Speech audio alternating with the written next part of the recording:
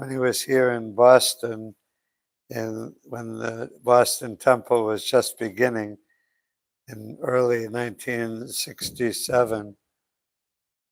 Let's see.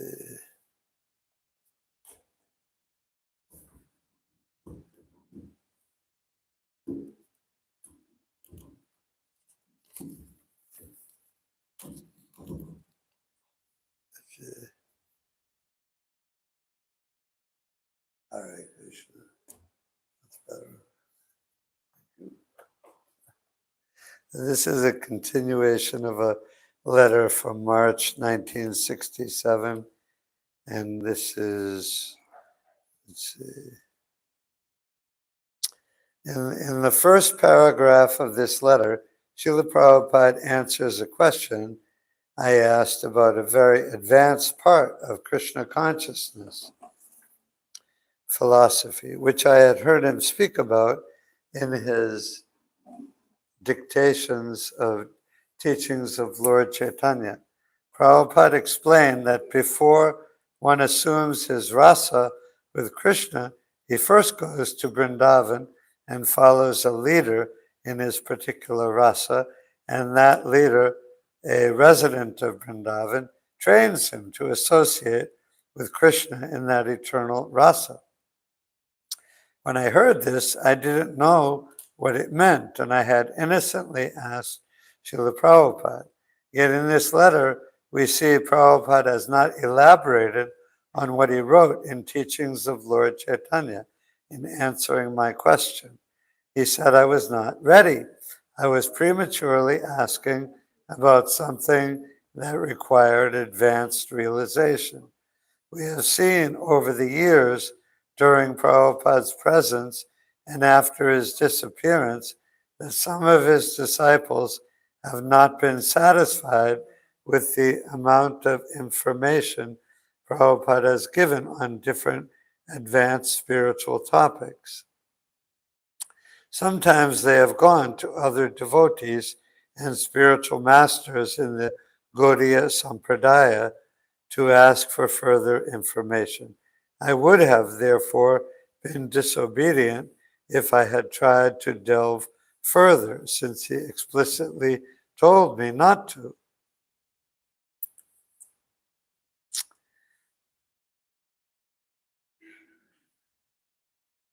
Lord Chaitanya also showed this example in relation to his spiritual master, Ishwarapuri. Ishwarapuri told Lord Chaitanya,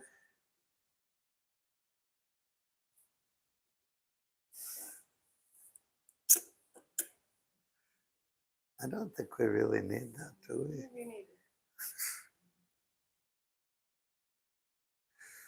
Right. Lord Chaitanya also showed this example in relation to his spiritual master, Ishwarapuri. Ishwarapuri told Lord Chaitanya not to study Vedanta Sutra, but to simply chant Hare Krishna. Lord Chaitanya did what his spiritual master said, and as a result, he manifested all the symptoms of pure love of God. We have to be faithful to our spiritual master, even if he appears to limit us in our spiritual advancement. There is no question that our spiritual master will actually limit us, but for our own benefit, he may restrict us from inquiring into different points if we are not yet actually prepared to enter those areas of understanding. The advanced point being discussed in this letter refers to the Siddhadeha or Swarup Siddhi of the living entity. Each of us has an eternal rasa with Krishna, which is revealed to us by our spiritual master. But we cannot realize our rasa just by hearing about it. At this time, I had only been initiated for 6 months, and yet I was asking Prabhupada for very advanced information. How valuable would it have been for my spiritual master spiritual development if Srila Prabhupada had told me more about this topic.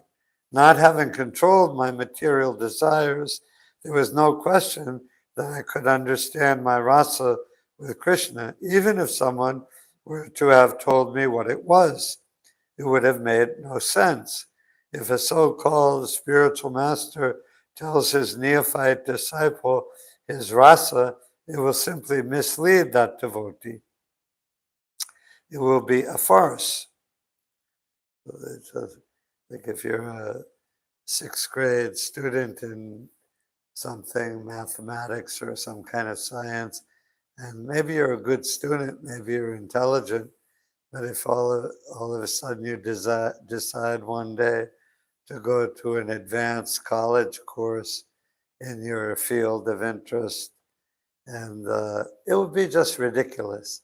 You're just a little kid, maybe intelligent, maybe good at your studies, but you can't. A 12-year-old kid will not be able to understand what's going on in an advanced college class. So it's the same way for us. You could be in material world, you could be so intelligent as a little kid. There are cases of very intelligent children who graduate from college when they're 12 or 13 years old or something like that. But generally speaking, you don't.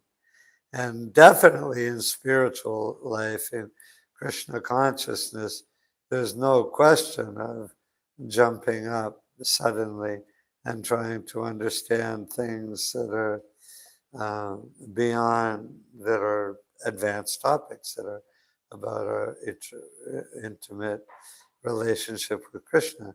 In the future, in due course of time, we'll understand everything. But that's not now. Now is a neophyte condition. Now is a beginner state, and we can't understand things that are beyond our development in Krishna consciousness. Krishna has to, it takes time. And, so we have to be very patient and not think I'm advanced. We're not advanced. We're neophytes. Neophyte means beginner. Neo means new. So we're new devotees. Of course, there are many devotees in ISKCON who are not neophyte, very great advanced souls in all over ISKCON. But generally speaking, most of the devotees are not so advanced. And we're definitely in the category of neophyte. So don't try to jump up. We can't understand it anyway. You inquire into these things, but it's like Satsvarup Maharaj did in his question to Prabhupada. He asked about intimate, what is his relationship with Krishna in Goloka Vrindavan, and Prabhupada told him, don't ask about that now. It's beyond your understanding. So we should have that attitude. Let's see. On the other hand, no one can say Prabhupada didn't teach us advanced things. He was writing them in the teachings of Lord Chaitanya, which was available in the very beginning of ISKCON to neophytes like myself.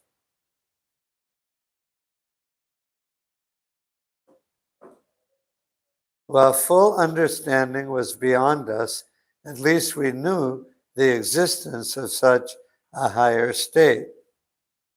So there's all kinds of things in Prabhupada's books, in Krishna book, which Prabhupada gave very, very early in ISKCON, and teachings of Lord Chaitanya.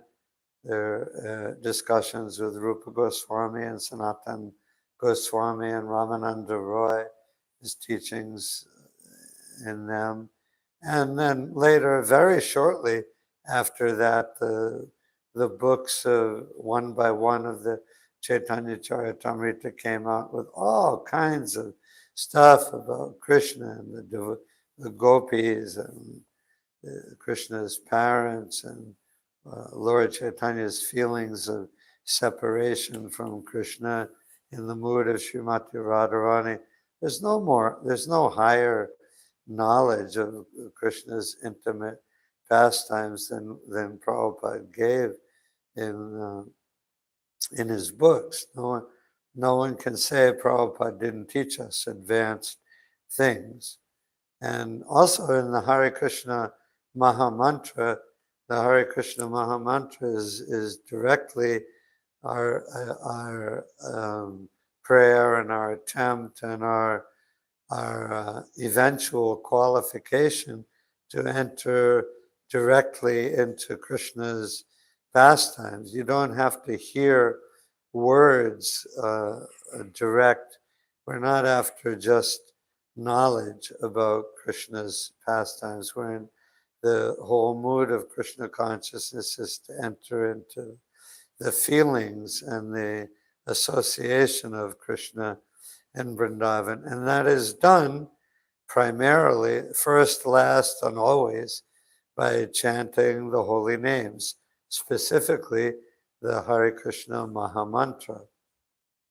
All the pastimes of Krishna, the gopis, Krishna, all the pastimes of Krishna and Vrindavan are contained in the Hare Krishna Mahamantra, and we can enter into Krishna's pastimes. We will enter into Krishna's pastimes by chanting the Hare Krishna Mahamantra. Everything is there in those three names of Krishna. We shouldn't think, we're not just after information. I read about this pastime, because of course we read about Krishna's pastimes, but it's not just a question of getting information, like in some course in school. It's a question of entering into Krishna's pastimes. A disciple only wants to get instructions or directions from his spiritual master. He has no predetermined desire about what he wants his spiritual master to say. He simply wants the right direction. The importance of these letters is that as a disciple, I received instructions that permanently formed my spiritual life. These are my letters, Satru Maharaj is saying, but Prabhupada wrote letters to other disciples, and in each case, whatever he said molded the life of that devotee. Although my letters from Prabhupada are specific and apply uniquely to me, others can also read them in a general way as a guideline. We are therefore commenting on these letters, treating them as Shastric texts. For myself, they are certainly Shastra.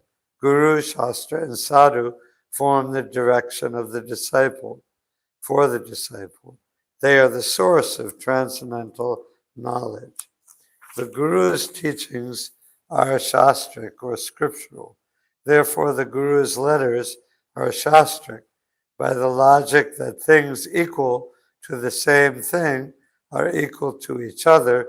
The Guru's letters are equal to Shastra.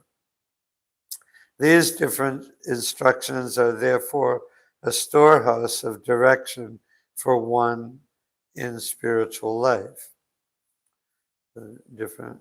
Especially early in ISKCON, when one disciple got a letter from Prabhupada, there was pretty, I'm sure it wasn't all the time, if there was very personal things in a letter from Prabhupada to one disciple or another, which there were, but in many cases, as soon as one disciple got a letter from Prabhupada, they would share it, read it to the other devotees in the temple.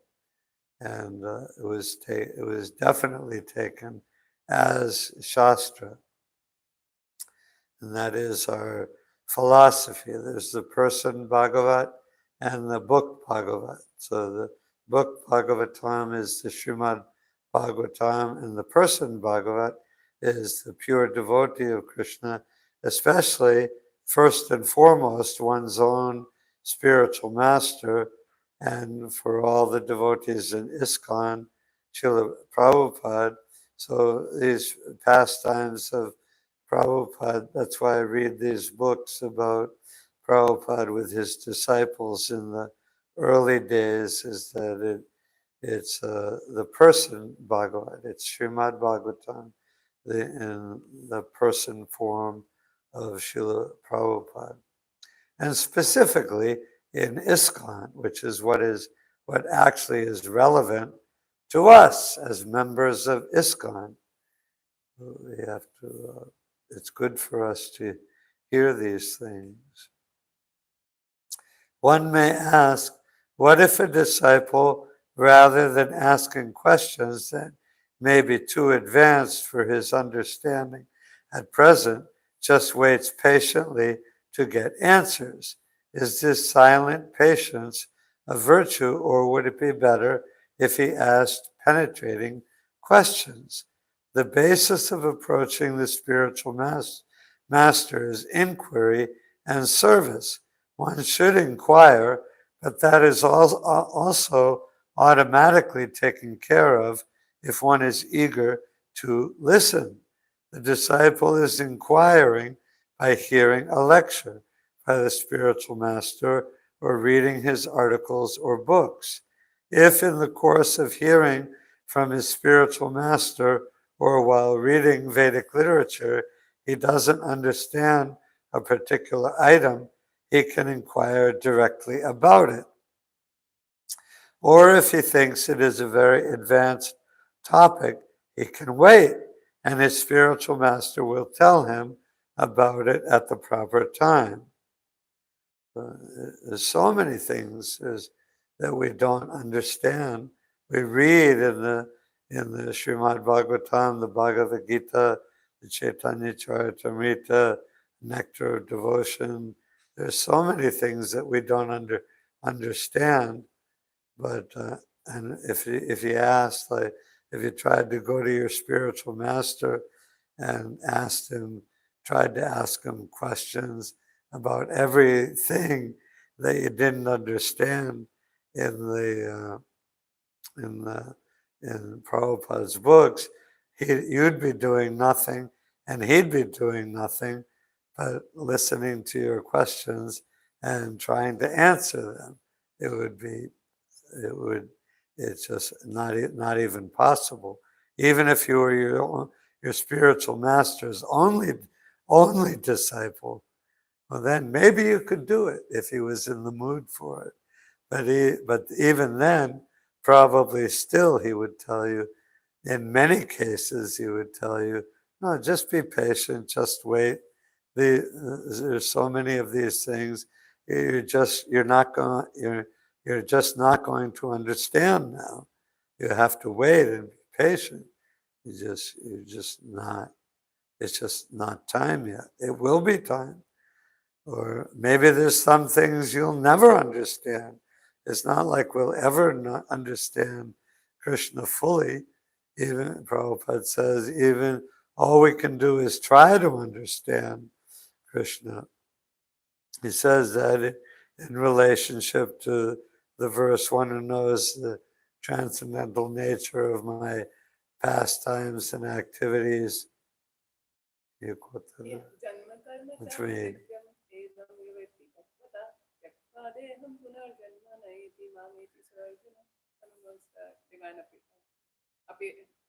appearance and activities of mind. After giving up this body, doesn't take birth again, he comes back. Chapter 4, verse 9.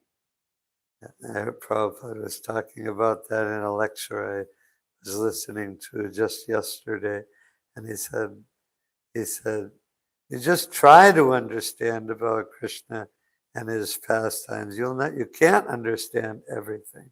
And he said, and he made the point, even Krishna doesn't understand himself fully, which to the ordinary mundane, more or less mundane devotee in whatever spiritual discipline it is in the world, if they heard that, they'd be like, well, what? That doesn't make any sense.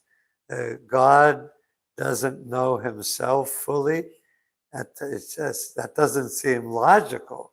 God is omniscient. How could he not know everything about himself? But that's our philosophy. That's our understanding. Yeah, yes, Krishna is omniscient, and he does know himself. But it's also a point of understanding that even Krishna doesn't understand himself fully. Or when he tells the gopis, you'll just have to be satisfied with your own devotional service. I don't have assets to repay you for your devotional service. So a person might say, what do you mean? God doesn't have the assets to reciprocate with his devotee. That doesn't make sense. Of course, Krishna has God. God has everything. He's all powerful. He's unlimited. How could he not have the power, the assets to reciprocate with his humble servant? But that's what Krishna says.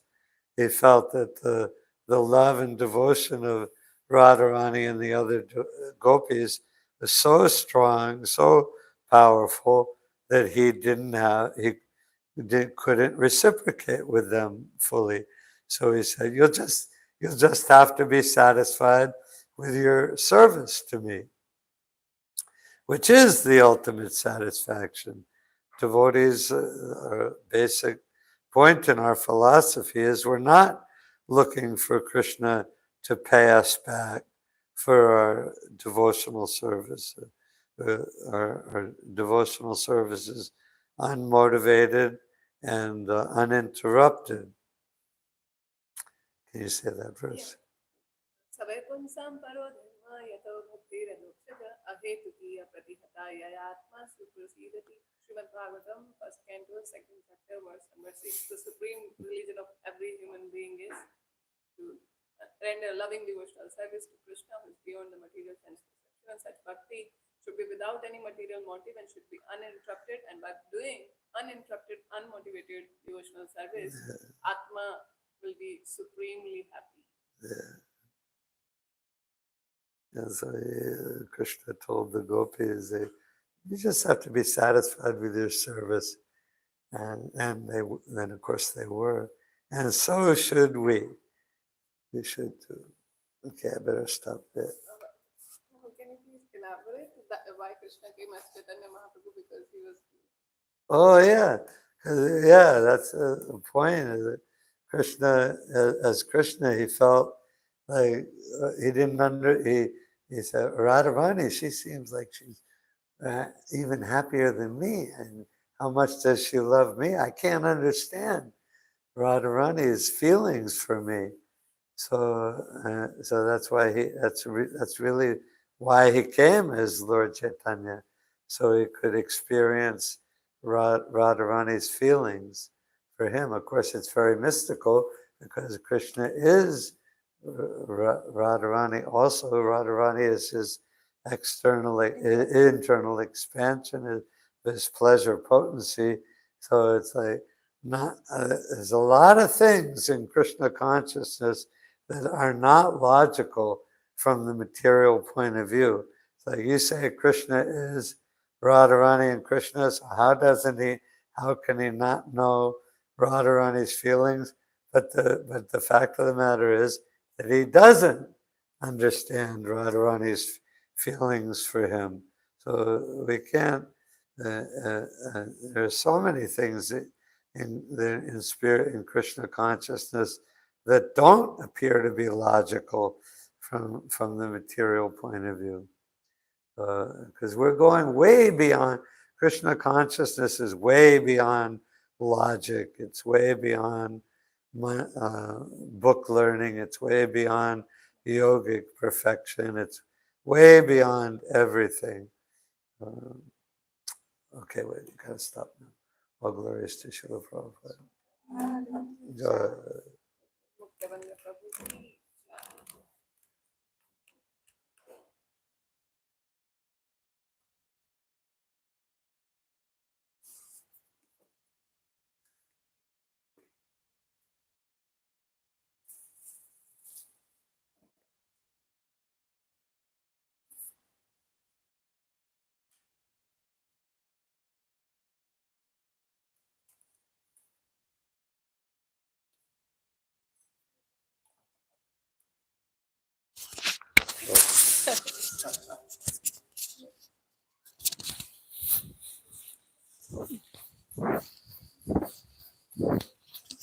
Prabhupada Jaya Prabhupada Prabhupada Srila Prabhupada Jaya Jaya Prabhupada Prabhupada Prabhupada Jaya Srila Prabhupada Ohe Vaishnava Thakura Dayar Sagara Edase Karuna Kari दिया पद छाया शोधिबे আমার তোমার চরণ ধরি ছয় বেগ দামি ছয় দশ শোধি ছয় গুণ দেহ দাসে ছয় বেগ দামি ছয় দশ শোধি ছয় গুণ দেহ দাসে ছয় সত সঙ্গ দেহে আমারে বসেছে সঙ্গের আসে একাকী আমার নাহি পায় বল হরি নাম সংকীর্তনে তুমি কৃপা করি শ্রদ্ধা বিন্দু দিয়া দে কৃষ্ণ নাম ধনে কৃষ্ণ সে তোমার কৃষ্ণ দিতে পার তোমার শক্তি আছে কৃষ্ণ সে তোমার কৃষ্ণ দিতে পার তোমার শক্তি আছে আমি তা कंगाल কৃষ্ণ কৃষ্ণ বলি ধাই তব পাছে পাছে আমি তা कंगाल কৃষ্ণ কৃষ্ণ বলি ধাই তব পাছে পাছে অহে বৈষ্ণব ঠাকুর वैष्णव ठाकुर जय वैष्णव ठाकुर जय वैष्णव ठाकुर जय जय प्रभुपाद प्रभुपाद प्रभुपाद जय श्रीला प्रभुपाद जय जय प्रभुपाद प्रभुपाद प्रभुपाद जय श्रीला प्रभुपाद जय जय प्रभुपाद प्रभुपाद प्रभुपाद जय श्रीला प्रभुपाद जय जय प्रभुपाद प्रभुपाद प्रभुपाद जय Srila Prabhupada These are the paintings made original paintings by Srila Prabhupada disciples. Hari Bol. Shri Gaur Nitai, Srila Prabhupada, Srila Bhakti Siddhanta Saraswati Thakur Prabhupada ki jai. His Holiness Sridhar Swami Maharaj ki jai. Shri Radha Gopi Vallabha ki jai. Shri Yashoda Damodar ki jai. Shri Jagannath Baldev Subhadra Maharani Sudarshan Ji Maharaj ki jai. Lakshmi Narsingh Prahlad Narsimha Bhagavan ki jai. Sharad Purnima Maha Mahotsav ki jai. Jagat Guru Srila Prabhupada की जय अंतरराष्ट्रीय कृष्ण भावनामृत संघ की जय हरि बोल